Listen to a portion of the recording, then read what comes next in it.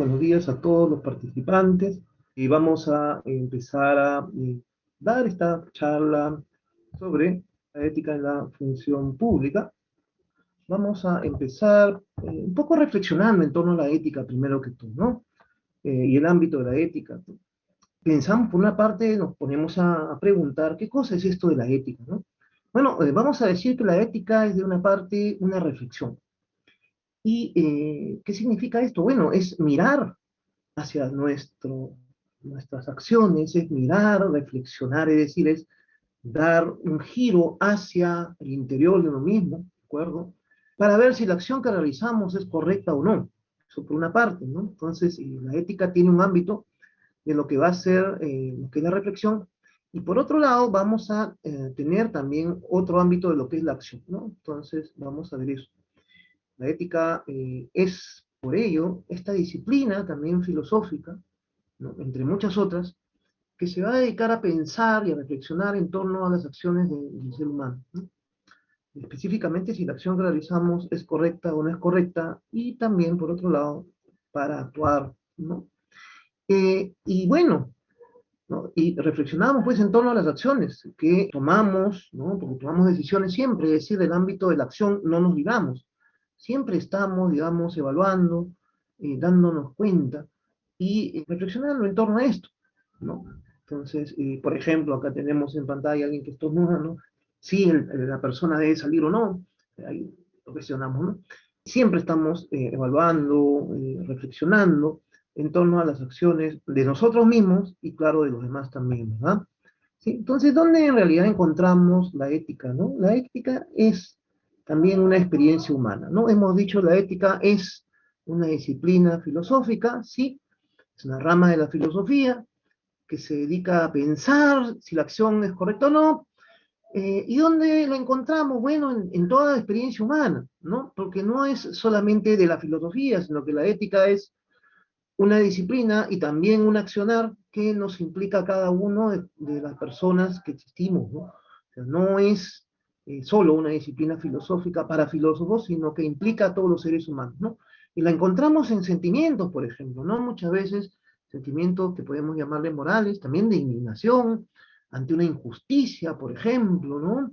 En nuestro lenguaje también, ¿no? Cuando nosotros hablamos, mostramos una serie de valores, mostramos una serie de valoraciones y de juicios, ¿no? Entonces, en nuestra experiencia diaria está la ética, ¿no? Es una experiencia de todos. ¿De acuerdo? Por ejemplo, vemos en pantalla un acto, digamos, completamente terrible, injusto, ¿no? Esto no está bien, decimos, ¿no?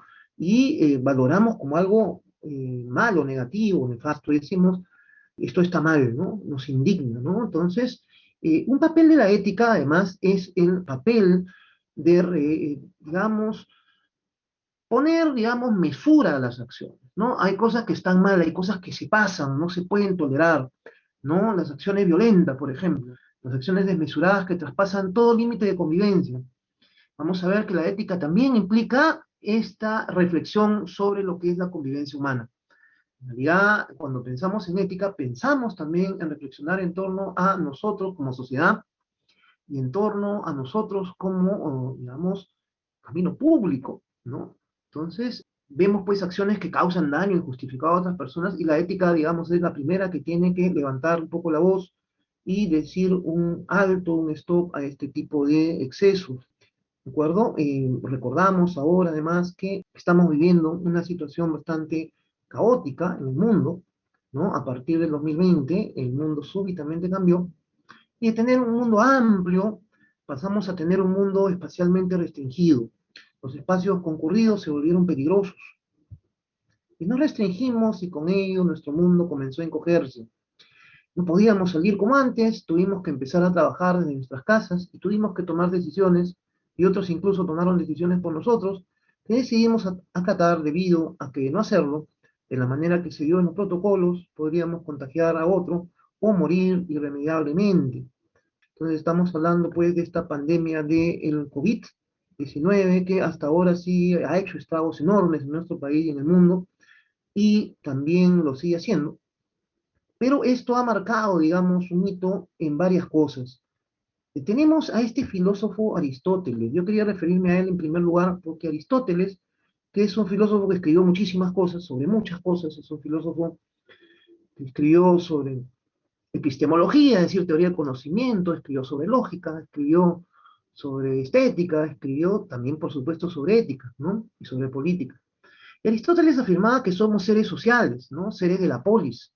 Sin embargo, con la aparición de este COVID-19 se limitó nuestro ámbito de sociabilidad, en tanto el ser humano como el ser humano que tiene relaciones con los demás seres humanos. Entonces supimos que se trataba de un organismo microscópico, perdón, pero que podía eliminar nuestra existencia. Se limitó el espacio ocupado por las personas, se limitó la distancia que podíamos ocupar y la cercanía que podíamos tener, ¿no? Entonces vemos que esta situación coyuntural en realidad, pero fuerte, que ha pasado en otras épocas también, ya ha venido a pasar en 2020 hasta ahora, no ha marcado, digamos, ciertas constricciones, si se quiere, a nuestra libertad y a nuestra sociabilidad. Entonces, vemos, ahí tenemos un Aristóteles con una mascarilla, por ejemplo, ¿no? Esto debido a que en realidad nuestra sociabilidad también se puso un poco en telejuicio, se nos puso límites un poco y tuvimos que ponerlos en relación a esta enfermedad. Entonces, retomando un poco a este señor Aristóteles, que en menos 389, más o menos, siglo 300, siglo III antes de Cristo, hablaba de lo que él llamaba la eudaimonía. ¿Qué es esto de la eudaimonía? O le llamaba también la ética de la felicidad. Decía pues que en realidad todos los seres humanos aspiramos a la felicidad. Pero ¿qué felicidad mencionaba Aristóteles? ¿No? Aristóteles no hablaba de una felicidad, digamos, inmediata, de saciar una necesidad, ¿no? Comerse algo muy grande o beberse mucho, mucho vino, ¿no? Sino más bien pensaba en una felicidad a largo plazo, una felicidad que podríamos llamarle teleológica, ¿no? ¿Cómo se logra? Él decía que lo logramos mediante lo que se llama el justo medio, es decir, un carácter equilibrado. Ningún exceso, nada por exceso y nada por defecto, digamos, mantener un carácter equilibrado. ¿Cómo lograr esto? Mediante los actos virtuosos. Los actos virtuosos son aquellos actos que, digamos, llevan consigo virtud, es decir, miden por una parte y también están dotados de esta forma de actuar mensurada que estamos señalando, ¿no? Entonces, esto es una idea interesante. Tenemos ahí, por ejemplo, en pantalla también una balanza, ¿no? Entonces, esta idea de balance es una idea interesante que toca la ética, ¿no? La idea de, hasta cierto punto, moderación, la forma de evaluar, moderación en el actuar, ¿no? Nunca demasiado exceso, nunca tampoco defecto, ¿no? Y de manera muy práctica, por ejemplo, ¿no? Una situación dada, digamos, debemos enfrentar a un enemigo de una manera frontal, que arriesgue nuestra vida y nos ponga de manera temeraria ante la muerte. Bueno, Aristóteles diría que no. Pero debemos escondernos, tampoco, ¿no? Entonces, digamos, tener una actitud prudente, por ejemplo, ¿no? Entonces, vemos, digamos, este carácter prudente, este carácter equilibrado en las acciones, ¿no? Entonces, tener un poco esto en consideración. Generalmente nuestro mundo moderno, actual, ¿no? No privilegia un poco este tipo de cosas, ¿no? Sino más bien nos lleva probablemente a la desmesura, a la acción muchas veces apasionada, fuera de, digamos, un centro, y esto es un poco lejano, digamos, a una reflexión, digamos, mensurada, a una reflexión equilibrada, ¿no? Entonces, cuando nosotros pensamos en una ética de la felicidad, pensamos, uno, una felicidad a largo plazo, ¿de acuerdo? No una felicidad o una alegría inmediata, o sea, decirlo así, sino una felicidad, digamos, que nos lleve hasta cierto punto a un nivel, digamos, de madurez o vejez y podamos decir, caramba, no lo hicimos tan mal, nos portamos bien con los demás, fuimos buenos ciudadanos, buenas ciudadanas, llevamos una vida, digamos, equilibrada, ¿no?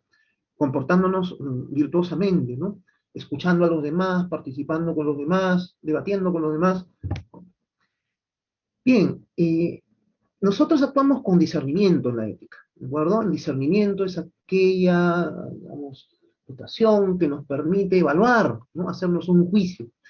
Y también en este discernimiento nos permite diferenciar dos cosas que quiero, digamos, señalar.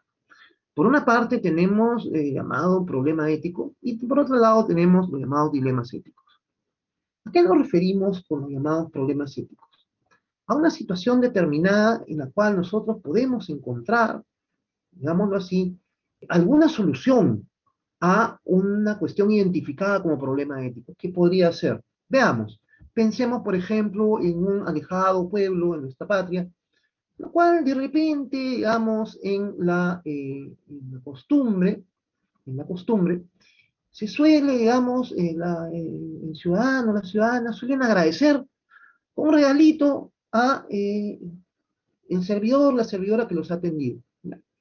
Esto, digamos, que como costumbre puede ser, digamos, usualmente bien visto, pero nosotros, cuando nosotros vamos a visualizar que la ética en realidad pone un poco una alerta sobre esto, ¿no? En que es una situación que en realidad el servidor o la servidora no deberían aceptar ningún regalo, ¿no? Entonces ha detectado, una vez que lleva su curso, por ejemplo, de ética, que esto que es bien valorado entre las personas de este pueblo, en realidad no es correcto, ¿no? Entonces, bueno, identificado el problema ético, caramba, yo no sabía, está mal, entonces identifico, ajá, hay un problema ético y a partir de mañana, bueno, ya dejaré pues de recibir ningún tipo de compensación extra, ¿no? Ningún regalito, ni ninguna cosita que pueda, digamos, prestarse a una mala visión o en realidad una cuestión que en realidad es incorrecta, ¿no? Es algo, digamos, que va contra la ética. Entonces, he detectado el problema ético, ¿no? Detecté cuál es la situación conflictiva dentro del problema ético, ¿no? Aceptaba yo regalo sin saber, digamos que estaba mal, ya no lo acepto, ¿no? O una cosa más sencilla. Por ejemplo, fumaba. Bueno, Juan fumaba, tranquilo, pero se da cuenta que en realidad eso no es bueno ni para él, ni es bueno para los demás. Detecta el problema y dice, ah, ya, no voy a fumar más.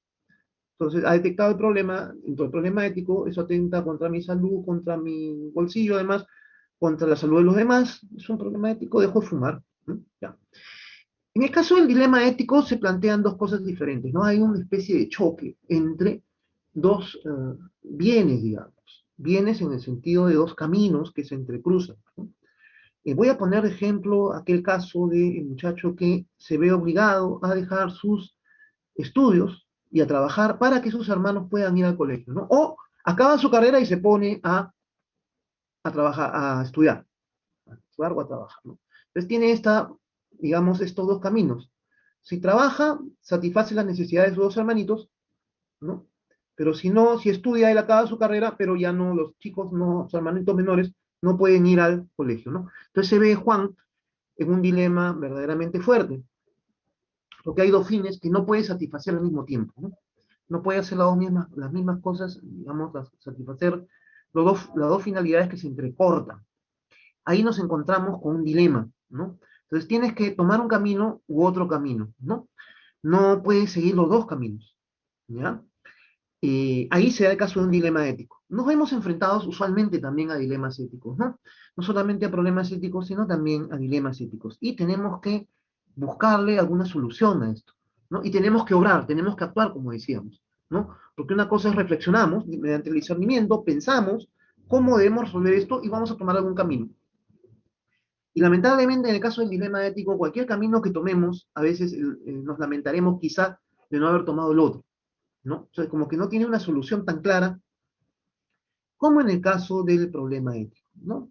Ahora, yo quería hacer una aclaración en torno porque en realidad vaya a ser que surja esta idea y la cuestión también respecto a la ética y la moral. Ya es una cuestión que siempre sale y me gustaría un poco aclararla, ¿no? La palabra ética viene del griego ethos, que quiere decir costumbre, forma de ser, ¿de acuerdo? Pero también tiene que ver con lo que va a ser una especie de juicio respecto a ese criticar, ¿no? De acuerdo a si algo está correcto o no, ¿no? Ahí va la cuestión ética. Mientras en el caso de la cuestión moral, tenemos lo siguiente. En el caso de la cuestión moral, el término moral viene de la palabra mos moris, que significa costumbre. Y había dado yo el ejemplo, por ejemplo, de un pueblo chiquito donde de repente estaba bien obsequiar algo, ¿no? Eso es una costumbre, ¿ya?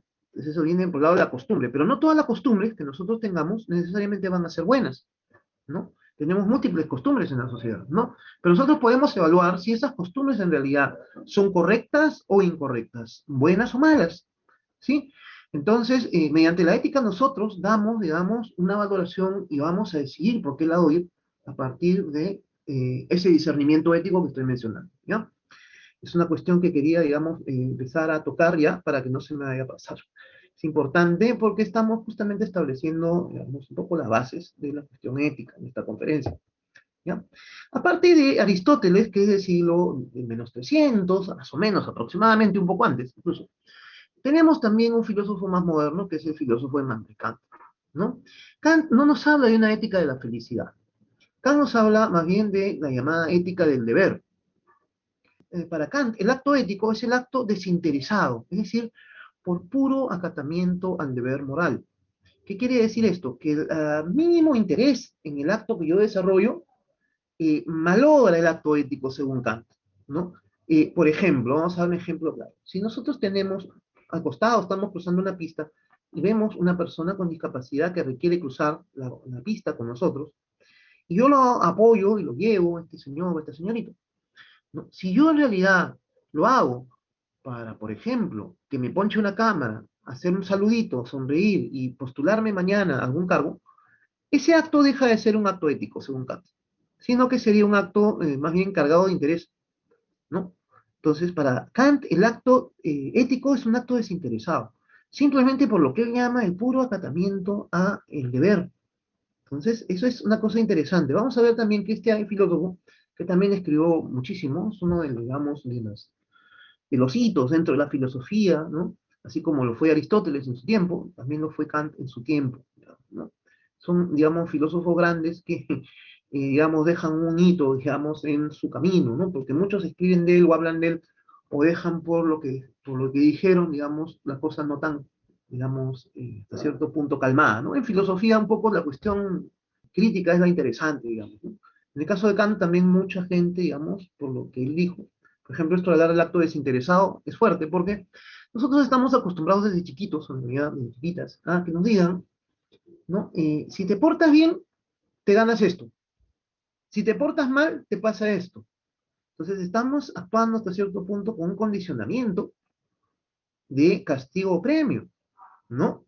Si te portas bien, por último, te vas al cielo. Si te portas mal, te vas al infierno. Ya, también ahí incluso, en estas cosas, hay un condicionamiento hasta cierto punto ético. Perdón, en un condicionamiento de premio o castigo. Pero no se trata de eso. Se trata más bien de acatar un sentido del deber. ¿Ya? Eso es lo que va a hablar Kant, que lo va a llamar además el llamado imperativo categórico. El imperativo categórico es una especie de voz interna, la cual nos hace ver si un acto en realidad es bueno o malo. Por ejemplo, dice Kant, coinciden este imperativo con los mandamientos antiguos de muchas religiones, no solamente de la judeo-cristiana, sino también otras, ¿no? Pero, por ejemplo, no matar, ¿no? No matar es bueno, porque si nosotros nos matamos unos a otros, se acaba la sociedad, ¿de acuerdo? No robar también es bueno, ¿de acuerdo? Entonces, ese imperativo de no hagas, ¿no? No hagas una cosa que va a estar mal, ¿sí? Entonces, no robar, porque si nos robamos unos a otros, se acaba la sociedad también, se deteriora. Entonces, debemos acatar este imperativo del deber, que él va a reducir en realidad a dos máximas, ¿ya? Las dos máximas que señala Kant son las siguientes, ¿ya? Obra de tal manera que tu acción pueda ser considerada buena universalmente, buena en todas partes, ¿no? Así, no matar es bueno porque será bueno acá en Chile, en Argentina, en Estados Unidos, en la China, en Rusia, en todos lados, ¿no? No matar es bueno, ¿sí? No robar también es bueno en todas estas partes y acá también, ¿de acuerdo? Entonces eso obra de tal manera, actúa de tal manera que tu acción pueda ser buena universalmente, en todas partes, ¿no? Y la segunda, trata a los otros como fines en sí mismos. Por ejemplo, el caso de la persona invidente que señalé hace poco. Si yo ayudo a esta persona para que me elijan alcalde mañana, en realidad esto no es un acto ético de desinterés, ¿no? Es un acto de interés. Si yo me pongo a sonreír con los niños y me tomo fotos para lo mismo, eh, igualmente, ¿no? O para que me postule como candidato del barrio, ¿no? No es que yo quiera a los niños, ni que yo en realidad considere a estos niños o a esta persona invidente como un fin en sí mismo, sino como un medio para mis posibles aspiraciones, ¿no? Entonces, Kant dice, lo primero, obra de tal manera que tu acción pueda ser considerada buena en todas partes y trata a los demás como una finalidad en sí mismo, porque ellos mismos en realidad son un fin, no un medio para uno, ¿ya? Y eso implica actuar de acuerdo al deber. Entonces es una cosa interesante, una ética también que nos presenta, ¿no?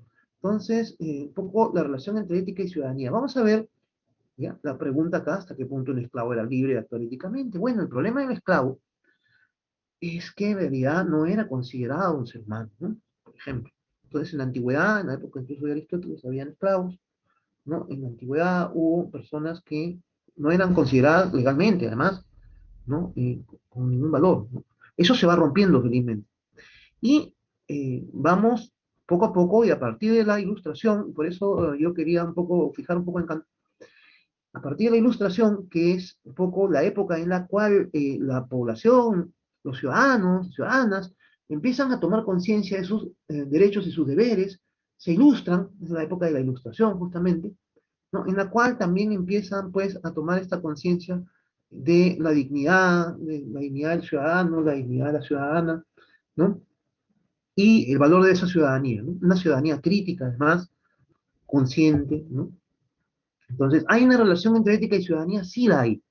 Y es fuerte, entre ética y política, por supuesto que sí, ¿no? Entendiendo política, ¿por qué? Por el arte de gobernar de acuerdo al bien común, ¿de acuerdo? No pensar un poco tanto en política como la acción de meterse a un partido u otro, ¿no? O a cualquier partido, ¿no? Lo cual no necesariamente está mal, ¿no? La participación política es buena en todo caso, ¿no? Partidaria, pero yo quiero centrar más bien en lo que es política un poco con letra mayúscula, ¿no? Política en el sentido del arte de gobernar en pro del bien común, ¿no? De la ciudadanía, ¿de acuerdo? Esa relación está hermanada con el aspecto ético, porque no podemos, digamos, pensar una ética sin ciudadanía. No podemos pensar en una ética de yo, me, mí, conmigo, para mí y los míos. Sino tenemos que pensar en una ética de ciudadanía, ¿no? Como sociedad. Aristóteles en ese sentido hablaba de que son politicón, es decir, el animal político, el animal de la polis. Somos, digamos, seres que pensamos en los demás, en la ciudadanía como tal. Y por ello, digamos, la política y la ética van juntas, ¿no? Vamos a ver que, y sobre todo a partir de la modernidad, en que vamos a tener además una variedad, una pluralidad de puntos de vista, de grupos culturales, étnicos, lingüísticos, etcétera, más ahora todavía, desde el siglo XXI en realidad, este siglo que ha empezado recién hace 20 años, ¿no? Y un poco antes, ya, respecto a, digamos, este intercambio tan fuerte en los medios,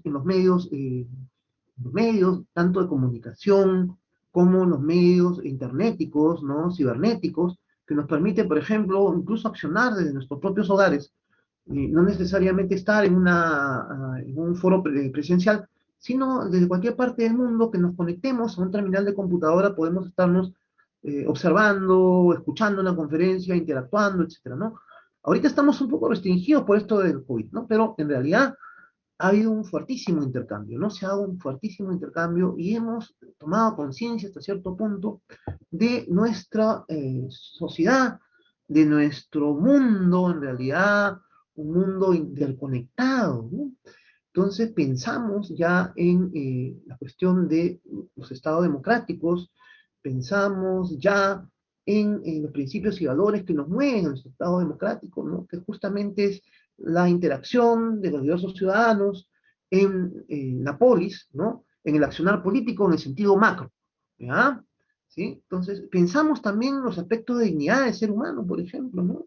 ¿Cuándo y cómo aparece este concepto de dignidad en la historia? Bueno, desde el cristianismo y poco antes también, el ser humano tiene un valor anterior a las cosas, ¿no? Que es un valor que está por encima de los objetos, por ejemplo, ¿no? Los objetos, donde uso el lapicero, lo uso, escribo con él, se termina y lo descarto, ¿no? Pero los seres humanos no son descartables, tienen un valor de por sí, ¿no? Tenemos el valor de la persona, de la vida, ¿no? La libertad, de la sociabilidad, ¿no? Esa serie de valores que nos acompañan, ¿no?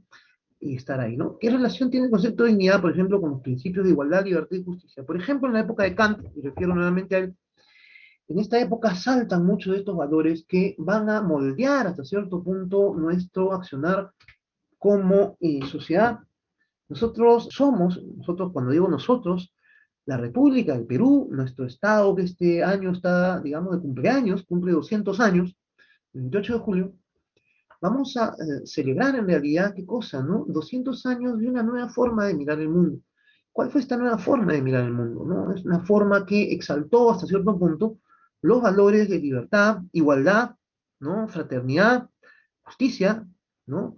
Y los lanzó un poco a la palestra con los nuevos estados que surgieron a partir de la Revolución Francesa en adelante, ¿de acuerdo? Y se ha ido avanzando. Lamentablemente, en muchos estados esto no se dio de manera inmediata, ¿no? Por ejemplo, si pensamos, por ejemplo, uno de los países, digamos, para muchos incluso referentes, ¿no? Pensemos, por ejemplo, bueno, nuestro país, para empezar, ¿no? Que ha demorado muchísimo tiempo en, digamos, tomar conciencia de los valores del ser humano como tal, ¿no? O pensamos en Sudáfrica o en Estados Unidos, por ejemplo, Estados Unidos hasta el año 65, 63, 65, los ciudadanos afroamericanos, por ejemplo, tenían que viajar en la parte de atrás del bus, y los anglos, digamos, los blancos, viajaban en la parte de adelante.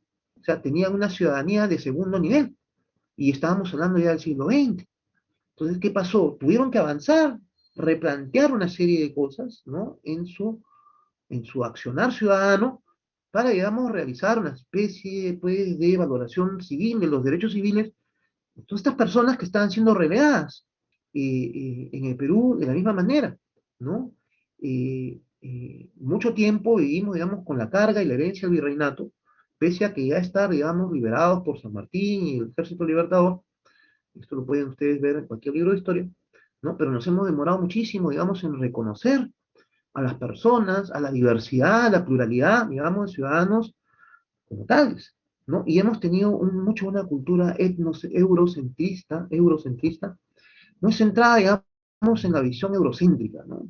Esta visión eurocéntrica veía, digamos, la valoración con los ojos de Europa. ¿Quiénes eran, digamos, los que lideraban todo? La herencia europea, ¿no? Y esto en realidad ha ido cambiando poco a poco, ¿no? Entonces vamos, digamos, hemos ido, como Estado además, aprendiendo poco a poco, ¿de acuerdo? Y revalorando la dignidad de todos nuestros conciudadanos y viendo el valor que cada uno tiene y aporta, digamos. Estamos en el siglo XXI, ¿no? Entonces pensamos en la dignidad, ¿no? ¿Qué supone esta dignidad? El reconocimiento del valor del otro, de cada ser humano, ¿no? Todos los seres humanos tenemos un valor, ¿no? Todos los seres humanos tenemos, digamos, algo que es importante y lo valoramos, en tanto ciudadanos y en tanto sociedad, ¿de acuerdo? Nos dice Kant, considera al ser humano siempre como un fin en sí mismo, nunca como un medio, ¿no? Es importante, importante, importante, ¿no? Pensar en el reconocimiento del otro. Los otros pueden tener diferente cultura, diferentes acercamientos, puntos de vista, es más, planteamientos hacia la finalidad de la felicidad que ellos tienen, y sin embargo son completos de nuestro reconocimiento y de nuestro respeto como otros, ¿no? Son los otros justamente muchas veces diferentes a uno, que tienen otra etnia u otra lengua, digamos, pero digamos todos estamos dentro del mismo estado, ¿no? Entonces esta revaloración del reconocimiento del otro, que ha tomado tanto tiempo en realidad, y no solamente en el Perú, sino en otras partes del mundo, ¿no? Los objetos, decimos, pueden ser manipulados, instrumentalizados, no las personas, ¿sí? Al integrar las instituciones, las personas son medios para los fines de otros, ¿no? Se desempeñan funciones, se ofrecen servicios, pero al mismo tiempo son fines en sí mismos, ¿no? Cada ser humano, cada persona merece respeto y merece reconocimiento también, ¿de acuerdo? Entonces, rescatamos en todo la dignidad y pensamos en la pluralidad. Vamos a pensar en la pluralidad. ¿Qué es el Perú en realidad, no? Un Perú diverso, un Perú plural, un Perú lleno también de diferencias, ¿de acuerdo? En sociedades contemporáneas, pues encontramos, no solamente en el Perú, sino en el mundo, ¿no? Y hablar de Perú es hablar, pues, de un país plurilingüe, pluricultural, pluriétnico, etcétera, ¿no? Entonces, por ejemplo, tenemos dos señoras, madres de familia, del interior del país, ¿no? Que merecen todo nuestro respeto, y que lamentablemente muchas veces han sido no consideradas y tomadas en cuenta, por ejemplo, ¿no? Entonces, nuestro mirar como servidores es justamente acoger a todos nuestros pueblos, a todas nuestras culturas, digamos, en su verdadera dimensión, en su valor, en sus aportes, reconocemos la dignidad de las personas, ¿no? Y tal reconocimiento, ese reconocimiento del que estoy hablando, y que lo retomo a partir justamente de nuestra república, que ha cumplido 200 años, justamente avanzando hacia un reconocimiento de la pluralidad, de la diversidad, ¿no? Que incluye pues las culturas, las creencias religiosas, la forma de vida de los otros, ¿no?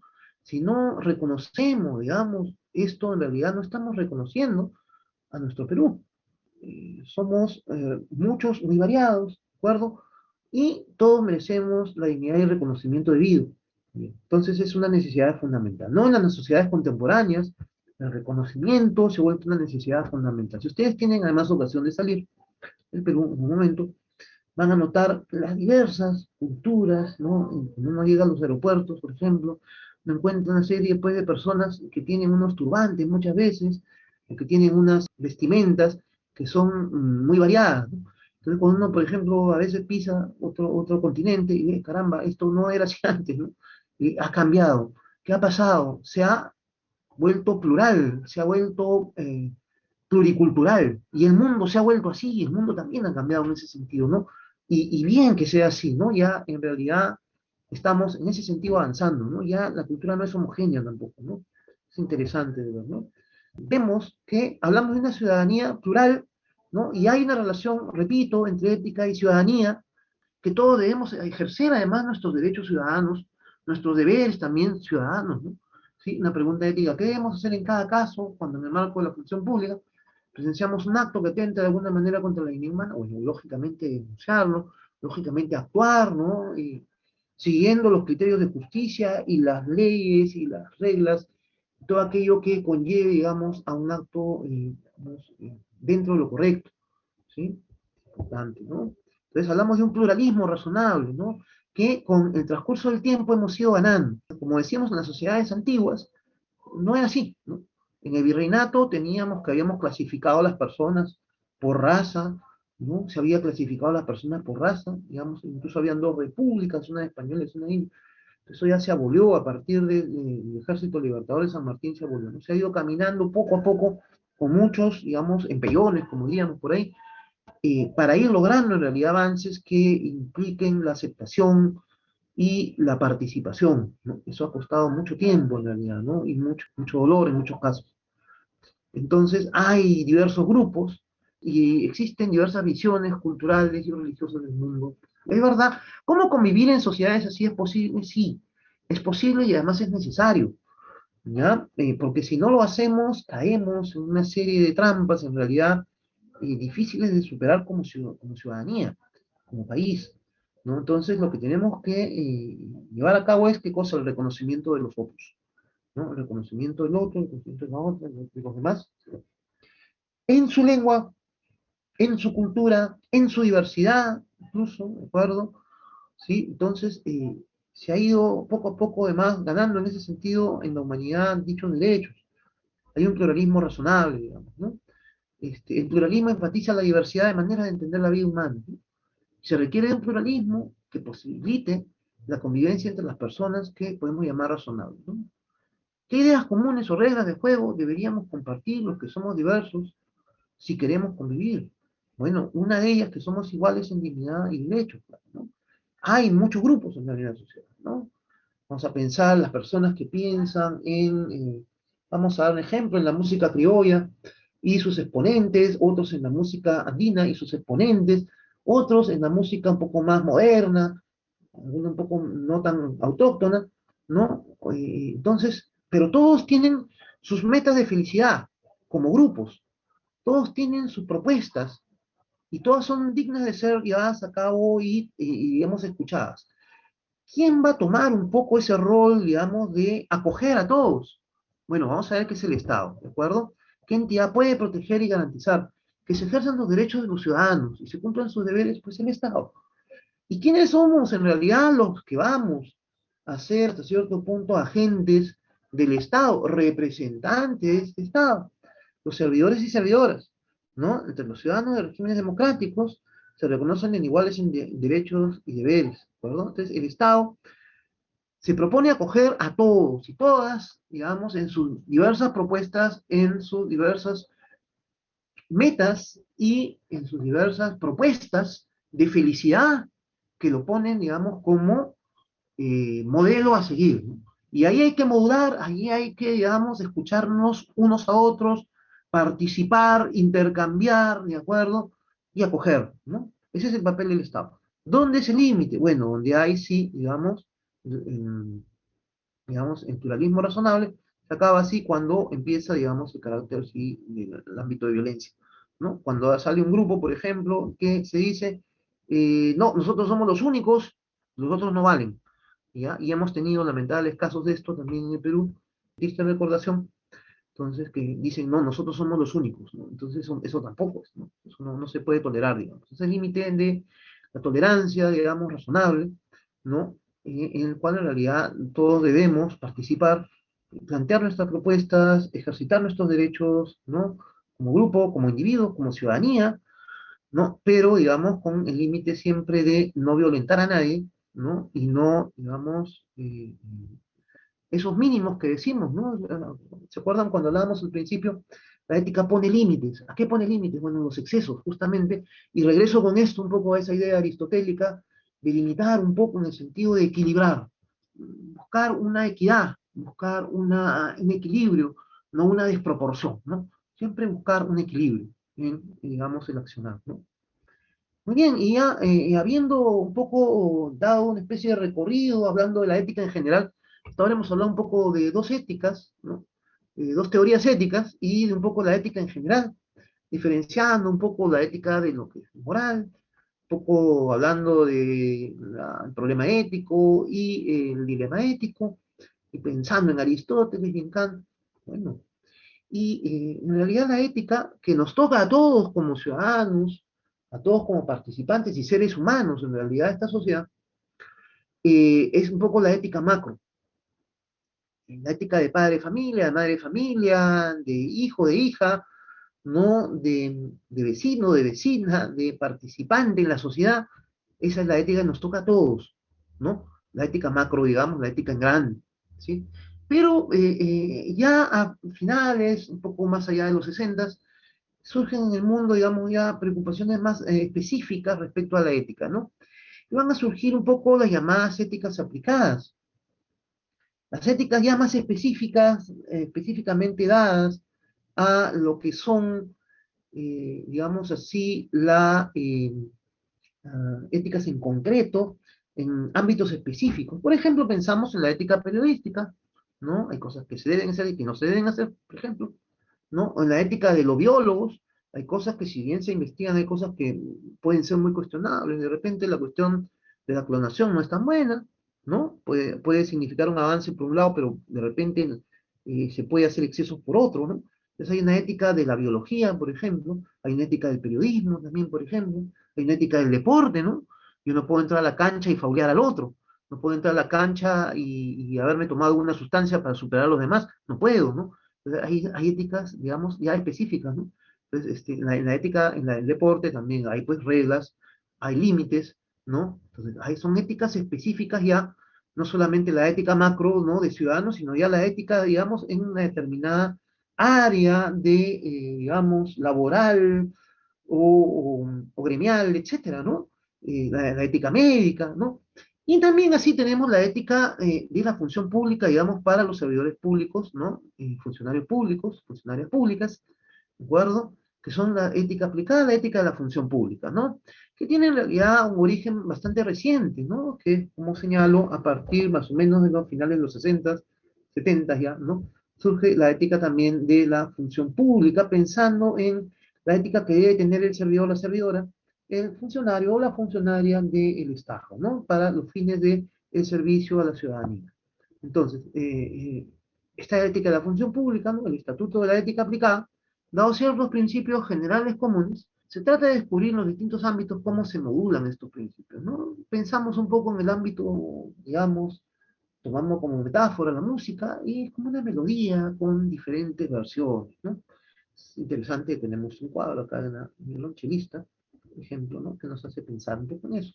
¿Y por qué se hace necesaria una ética aplicada a la función pública? Bueno, porque se requiere reflexionar críticamente sobre la corrupción y las malas prácticas. Vamos a ver sobre eso, ¿no? Es necesario que la administración pública mejore y logre lo que se propone, porque es una exigencia ciudadana, ¿de acuerdo? Tenemos que reflexionar en torno a, digamos, todos estos baches, todas estas cuestiones, digamos, que no van bien. Una de ellas, las malas prácticas éticas y también la corrupción, ¿no? Entonces, y además es una exigencia ciudadana, ¿no? Como parte de lo que hablábamos de la ciudadanía, ¿no? Entonces, es necesario para ello buscar los saberes técnicos, ¿no? Necesarios y además contar, pues, lógicamente, con buenas prácticas a nivel del componente ético. Sí, y a nivel del componente político, contar con la estructura democrática, ¿no? Entonces, no basta solo con tener los saberes técnicos, yo puedo ser un muy buen abogado, muy buen contador, contadora, etcétera, ¿no?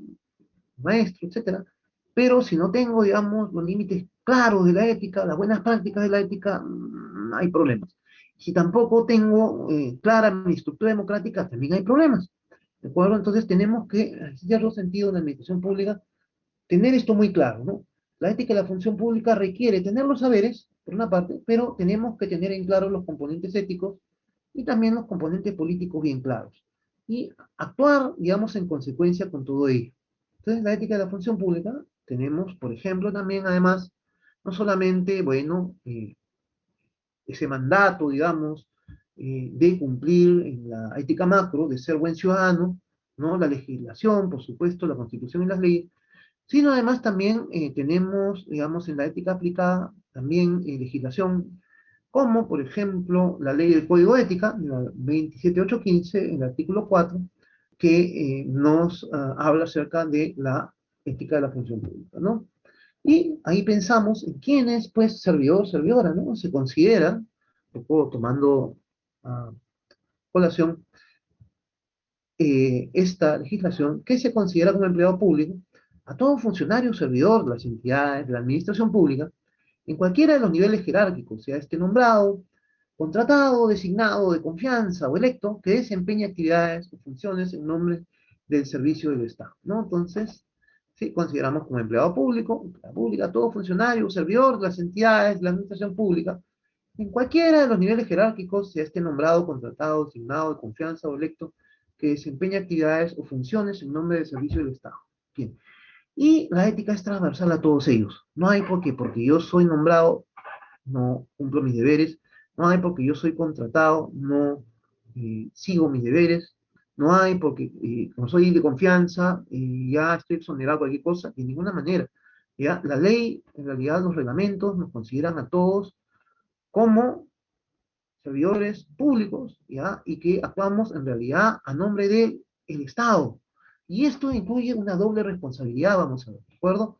Pues justamente si el Estado es esta entidad que va a garantizar, va a ser una especie de garante, y nosotros vamos a ser un poco sus ojos y oídos, vamos a ser un poco su mano, siendo servidores o servidoras, para actuar con, digamos, la aspiración a la justicia y al respeto a las leyes, ¿de acuerdo? Pero vamos a tener doble responsabilidad, en realidad, vamos a ver eso, ¿no? Funcionario la funcionaria van a tener doble responsabilidad, justamente porque actúan, digamos, en función a, ¿qué cosa? Ya en nombre del Estado, ¿no? Desde una perspectiva ética, el bien principal de quienes ejercen función pública en un Estado democrático es el, ¿qué cosa? Servicio a los ciudadanos, eso es una meta. Es aquello por lo cual, digamos, es una meta que impulsa a nuestro trabajo como servidores y servidoras. Entonces, ser empleado público supone, en ese sentido, ya lo decía, esa doble responsabilidad. Por un lado, como persona, como ciudadano, como ciudadana, y también como servidor o servidora pública. Entonces, esto es importante, ¿no? El servidor o la servidora, digamos, está, digamos, cargado de una doble responsabilidad. Como ser humano, digamos, como ciudadano, y además ciudadana, y además como servidor o servidora. ¿Y qué principios y valores dan sentido o orientan a la ética en la función pública? ¿No? Vamos a ver esto también en principios de la equidad, ¿no? Los principios de también eh, el lograr cierta efectividad, ¿no? La eficacia y la eficiencia, de alguna manera, ¿no? Y podremos reducir la ética de la función pública a un listado de normas o un código de conducta. Vamos a ver que no. Si bien se ha avanzado en ese sentido, que hay, digamos, en los diversos países una preocupación, en realidad, por la ética de la función pública y se ha estandarizado ciertas formas, en realidad dependemos mucho de la legislación, ¿no? En algunos estados se da énfasis a unas cosas y en otros a otras, ¿no? De acuerdo a las necesidades, ¿no? Pero en ese sentido también un poco la respuesta siguiente, si es la ética de la función pública universal. No, no lo es en el sentido de que en realidad dependemos un poco de las legislaciones de cada país, pero sí, por otro lado sí, porque, digamos, tiene aspiraciones en sentido de, si bien particulares, en las cuales en realidad se tiende hacia una estandarización de buenas prácticas en los diversos países, ¿no? Por ejemplo, en el Perú tenemos la Escuela Nacional de Administración Pública, ¿no? Y Servir, ¿no? Que un poco, Servir norma un poco la cuestión de lo que es, digamos, eh, eh, lo relacionado a los trabajos, digamos, ¿no? Y la ENAP también ve también la cuestión de la ética, por ejemplo, en la función pública, y en otros países tenemos otras instituciones, hay otras instituciones, ¿no? Entonces, en Argentina, en España, etcétera, ¿no? Los diversos países tienen, digamos, sus entidades que van con toda la cuestión relacionada a la preocupación por el ámbito de la función pública. ¿Hay ámbitos críticos en ética de la función pública? Sí. En Latinoamérica y en el Perú se han encontrado, digamos, cierta problemática donde, en lo que es lo relativo a la transparencia, a la publicidad de la información. Muchas veces no se ha dado la suficiente transparencia, ¿no? Como un punto, digamos, crítico, ¿no? Se ha dado la suficiente transparencia en las entidades estatales, por ejemplo, ¿no? Y no ha habido la suficiente publicidad en la información, por ejemplo, ¿no? Acá y en otras partes. También ha habido algunos problemas en lo que es neutralidad e imparcialidad en la toma de decisiones políticas y en política de adquisiciones de bienes y servicios. Digamos, son puntos un poco que han causado alguna problemática, que a veces los funcionarios asumen como que sube un partido político o una, digamos, una determinada comunidad determinada y se parcializan con ellos, ¿no? Y para sus amigos, eso no debe ser, ¿no? No hay imparcialidad entonces, a veces. Se ha dado eso, ¿no? Se ha detectado a veces, ¿no? Aunque en realidad cada vez menos, ¿no? Porque se están puliendo muchos a partir de Servir, a partir de la... Se están puliendo muchas de estas cosas, ¿de acuerdo? Con ciertas, digamos, normatividad, con ciertas prácticas, digamos, con los cursos, etcétera, ¿no? Entonces, se está avanzando, ¿no? Pero ha habido problemas, no solamente en el Perú, sino en Latinoamérica, en ese sentido, ¿no? Y prohibían el uso de los recursos públicos, ¿no? Ha dado casos también de, digamos, personas en el servicio público que han mal usado, ¿no? Digamos, los bienes públicos, los bienes que son de todos, digamos, toda la ciudadanía, para fines privados, desde las cosas muy pequeñas a cosas muy grandes, ¿no? Se ha dado también esto, ¿no? Digamos, esos son los puntos un poco álgidos en los cuales siempre se está centrando, siempre un poco la visión, son llamados ámbitos críticos en la ética de la función pública, también en el Perú y también en otros países del cono, ¿no? El cono sur, etcétera, ¿no? Entonces, ¿cuáles son los ámbitos críticos y aquello a lo que buscamos, digamos, trabajar con? Buscamos trabajar con eficacia y eficiencia, fundamentalmente, ¿no? Los recursos no son muy abundantes y por lo visto, por lo mismo, tenemos que trabajar con la mayor eficacia posible para poder satisfacer las necesidades de nuestra población de la mejor manera posible, la ciudadanía, ¿no? El buen servicio al ciudadano como meta, siempre. Tener un buen trato y trato preferente hacia todos y todas, los ciudadanos y las ciudadanas, también a las personas que tienen alguna discapacidad, por supuesto también, una apertura y a la participación y al control ciudadano, por supuesto, también. ¿Sí? Entonces, vamos, digamos, encaminados con estas, digamos, metas, con estos puntos en mente siempre, ¿no? ¿De acuerdo? Eficacia y eficiencia, buen trato y trato preferente a todos y todas, y apertura a la participación y control ciudadano, donde cada ciudadano y cada ciudadana puedan aportar desde su visión crítica de su discernimiento, ¿no? Bueno, y tenemos herramientas para ello, pero antes quiero centrarme un poquito también en lo que es la ética del desarrollo, que es una cosa importante para nosotros los servidores o servidoras, pensar la ética brindando las mejores políticas para el desarrollo del ser humano en la sociedad, ¿no? Cuando hablamos de desarrollo no implica solamente una mejoría en las cifras que ahora pueden estar en verdes y ya no están en rojo, ¿no? Entonces decir que las cifras están en verdes y por lo tanto hemos desarrollado y suficiente, eso no es la visión de desarrollo que tenemos, ¿no? ¿Cuál es la visión de desarrollo que tenemos? Pensar en realidad en el mejoramiento, en todos sus aspectos del ser humano, de los seres humanos, en todo. salud, educación, vivienda, trabajo, recreación, educación, etcétera. ¿De acuerdo? Forma de vida, el derecho a gozar del pleno de la vida, de creer, de intercambiar, de participar. Todo eso implica desarrollo. ¿Ya? Hablar de desarrollo implica la mejora del estado de bienestar de los ciudadanos de todo punto de vista, ¿no? Mejor educación, salud, vivienda, etcétera. Mejor economía, por supuesto, mejor calidad de vida, mejor calidad de vida. Ahora, ¿qué atenta contra esto del desarrollo, no? Los enemigos de la ética del desarrollo, ¿quiénes son? Fundamentalmente, las faltas a la ética y la corrupción. Estas dos cosas atentan. ¿Contra qué? Contra el bienestar de la ciudadanía, contra el desarrollo que planteamos. No podemos pensar en desarrollo si en realidad paramos faltando la ética cada rato porque causamos en realidad estragos en la confianza de los demás ciudadanos, en el nombre del Estado, corrupción además, pérdidas cuantitativamente, digamos, hablando cuantitativamente, que también en dinero, ¿no? Y esto atenta contra, en realidad, los recursos que son limitados.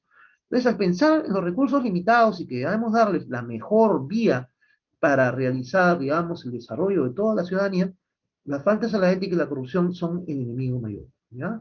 Para evitar las faltas a la ética y la corrupción, nosotros debemos tomar conciencia de nuestro rol como servidores y servidoras públicos, representantes del Estado y fortalecer lo que llamamos, ¿qué cosa? Lo que vamos a llamar la infraestructura ética. ¿Qué cosa es esto de la infraestructura ética? ¿Estamos solos? No. Tenemos herramientas para mejorar los puntos críticos de la ética y la función pública. ¿Cuáles van a ser?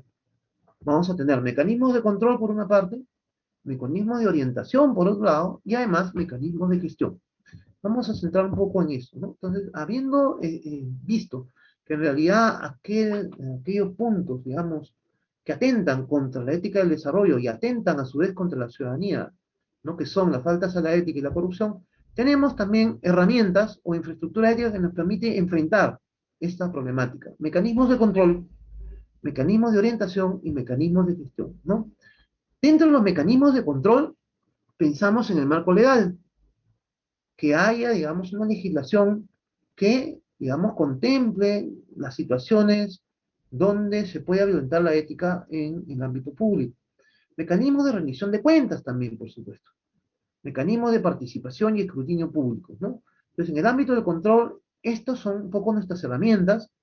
En el ámbito de la orientación, necesitamos contar con el compromiso político de las jefaturas, de los jefes, de los líderes, de comprarse el pleito de la ética. ¿Sí? La ética es importante, ¿ya? Es decir, si los jefes son éticos, inspiran a los demás a hacerlo también. Si los jefes no lo son, hay problemas. Entonces, o los jefes dejan pasar cosas, no siendo de repente ellos, pero dejando pasar cosas también. Entonces necesitamos un compromiso político de las jefaturas, de todos los que integran en realidad la función pública, los servidores, las servidoras, y principalmente las jefaturas, ¿no? Los jefes, los que van, digamos, en las cabezas. Además, contar con códigos de conducta como elemento de orientación también, ¿no? Que la ciudadanía, los servidores, las servidoras sepan, digamos, a qué van, a cuál es el código, qué es aquellas cosas que están permitidas y qué no están permitidas de hacer, sea como inducción de repente en el trabajo, etcétera, ¿no? Que hayan comisiones de ética que funcionen, que no sean saludos a la bandera, simplemente. Y hay una formación ética y socialización profesional constante, ¿no? Por ejemplo, el caso de esta charla de ética, ¿no? Y por supuesto que contando siempre con los organismos de gestión centrales, como son Servir, en el ámbito de los recursos humanos, ¿no? Y laborales, ¿de acuerdo? Y también un organismo central como la Contraloría, por ejemplo. Entonces tenemos, decíamos, los mecanismos éticos de control como el marco legal específico, las normas legales y reglamentarias, que establecen pautas y límites para el comportamiento de los servidores públicos, ¿de acuerdo? También los mecanismos de rendición de cuentas, los mecanismos que lleven a informar y justificar públicamente decisiones públicas, así como aquellos que permiten sancionar a quienes violen sus deberes. Los mecanismos de participación y escrutinio públicos, los mecanismos que promuevan la participación activa y vigilante de los ciudadanos en los asuntos públicos, ¿no? Pero que no estamos solos, que hay mecanismos que nos permiten vigilar, actuar, mecanismos éticos de orientación, como el compromiso político, el apoyo político efectivo de quienes son autoridades y de quienes ejercen funciones de responsabilidad, que se compren, digamos, la camiseta de la ética, y También, por supuesto, como hemos dicho, los códigos de conducta, ¿no? También la declaración en la que se afirmen las metas de la función pública, los principios que la guían, así como los límites en el comportamiento de los funcionarios. Las comisiones de ética que ya señalamos, instancias de promoción de ética y diálogo en las que los propios funcionarios puedan participar, también los servidores, formación ética y socialización profesional, charlas, espacios de aprendizaje a partir de la propia experiencia en el servicio público, organismos centrales de coordinación, instancias a nivel central que faciliten el funcionamiento de los distintos componentes, las condiciones laborales y políticas de recursos humanos, ¿no? Los factores que definen el marco de actuación de quienes ejercen funciones públicas. Y bueno, y yo con esto quiero un poco terminar esta pequeña conferencia, ¿no? Hemos abordado un poco los aspectos desde lo macro, de los fundamentos de la ética en lo macro, ¿no? Hablando un poco acerca de la ética en general, desde Aristóteles, Kant, ¿no? La ética de la felicidad, la ética del deber, y hablando de la diferencia entre problemas éticos y dilemas éticos, y pensar también la ciudadanía, pensar la tolerancia, pensar en el Estado como, digamos, mediador, en los avances sociales que se han dado, ¿de acuerdo? Que implica todo esto también el centramiento entre ética y política, política entendida, enfatizo, como, digamos, el arte de gobernar para el beneficio de todos, para el bien común, ¿de acuerdo? Y después hemos centrado ya a ámbitos un poco más específicos de lo que es la ética en la función pública. Pero antes de despedirme voy a dar un casito, ¿no? Ya, para que ustedes lo piensen. A ver, ha llegado a la oficina un nuevo jefe. Imaginemos que estamos en el ámbito de los registros públicos. Ha llegado a la oficina el nuevo jefe. Ha entrado con nuevas disposiciones para mejorar el rendimiento laboral. Algunos empleados empiezan a boicotear deliberadamente los esfuerzos por implementar las nuevas disposiciones del nuevo jefe. Consideran que como él no es de esta ciudad, sino más bien de las zonas lejanas, no va a venir a cambiar las cosas de aquí. Tú quieres colaborar con el nuevo jefe, pero no quieres buscarte enemistades entre los colegas y temes que te tacharían de arribista y de poco solidario. ¿Cómo actuarías si siguieras al filósofo Kant? Bueno, y muchas gracias, muy amables, muchas gracias por su atención. Gobierno del Perú. Bicentenario del Perú, 2021.